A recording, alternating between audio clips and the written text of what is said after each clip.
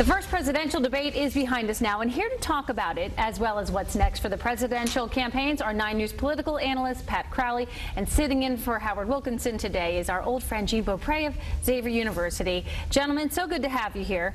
Nice Got to talk here. about the debate, and to put it quite frankly, I think it's universal in saying that the president laid an egg. True, false? Yeah. How do you feel? Horrible performance. Barack Obama's been a good debater in the past, and he's always been good on his feet, and he's a good speaker, but Wednesday night he was just completely off his game. And not only did he look bad and not present well, but he opened the door for Romney, and now Romney has some new life in this campaign. You know, it's interesting, though. I think that going forward, Romney has to be as good as he was the last debate, and that's a challenge for him. There are those who argue, I think tongue-in-cheek, that maybe this was a strategy, that Obama didn't have to be that good. He shouldn't be too aggressive. He doesn't want to look like he's kicking somebody who's down. He was 10 points ahead at the time, roughly, in some polls.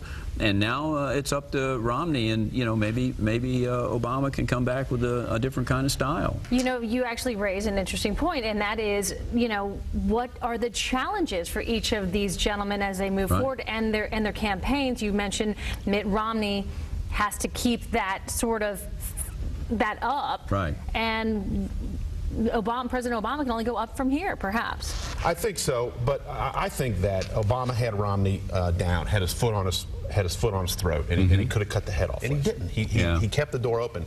And I know the strategy there, Gene, because we've both seen it a million times, and it can be effective. But to hear Obama not talk about the 47% tape, the auto bailout, which was so effective in a state like Ohio, Romney's personal tax situation. I mean, we were talking before we went on the air, Twitter and the websites, the Democrats are more upset, or as upset as you saw the Republicans before the debate, were they upset with Romney's campaign. And, you know, and that's the substantive stuff, and that's what's really important. But even in every other way, even the style, these split screens that they were using that night that had, I couldn't tell whether he was taking a little nap there or whether he was writing notes, but he wrote a lot of notes during that time period. This is Obama, you know, and when Obama was talking, I mean, Romney was right. It looked like he was eyeball to eyeball with him. Does it change how these campaigns move forward, your strategy? Yeah, I think it does. I mean, I don't, they'll go away and craft, they being the Obama people will go away, both sides will. But thinking about what he can do to recover from this, they'll go away and craft messages, which by now I'm sure viewers have seen, that somehow parlay this into something. And I'm not in the room. I wouldn't know what that would be. And I think for Romney, it's, how do you keep the high? How do you keep that high? And he cannot, now he can't afford mistakes either. Right. And this is a situation where I don't know if I don't think it was a game changer. It wasn't a knockout of Obama. It was clearly a bad performance. But what it did is it fired the Republican base back up. Let's turn to the next big debate. It is the vice presidential debate. I'm looking forward to this one as well.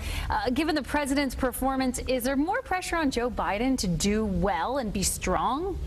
I'm sure there is. I don't know if Joe feels pressure. He just kind of flies from the hip. Yeah, that's true. Anything could happen when he gets a microphone in front of him, and it's going to be fascinating. It's great for Center College. I covered the 2000 debate. I think you were down there too, with Lieberman and Cheney. So it's good for this part of the country. But I think all eyes are going to be on it because he is such a loose cannon. I mean, you know him. Well, yes, I do, and I think what he'll be good at is he will command the stage.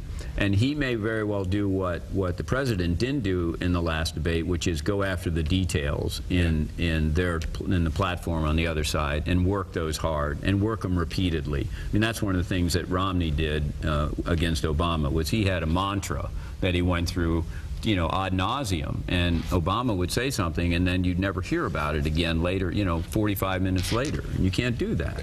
Now, what about Paul Ryan? Paul Ryan seems, I've never seen him debate, but he seems like a guy who's pretty fast on his feet. Yeah, that's a reputation he has. So one of the reasons he has the committees he does in Congress, he handles the budgets, because he knows how to articulate a message and is pretty good at it. He's been decent on the stump, but this is just a whole new ball game. And given what happened Wednesday night, more pressure on it. We'll see how he performs. He is. There's an age difference there too, and I think that's a factor. Experience difference too. Experience and age. age, and I think that's a factor in how an audience views them. I think he runs the risk, I think, of being inappropriately aggressive, and so that's a real balance. I'm looking forward to next week because we get to discuss the vice presidential debate. It's going to be a good one. You know, we'll see what happens. Pat, Gene, it's always a pleasure to see you. Thanks, you can Tanya. see much more of this discussion online right now at WCPO.com.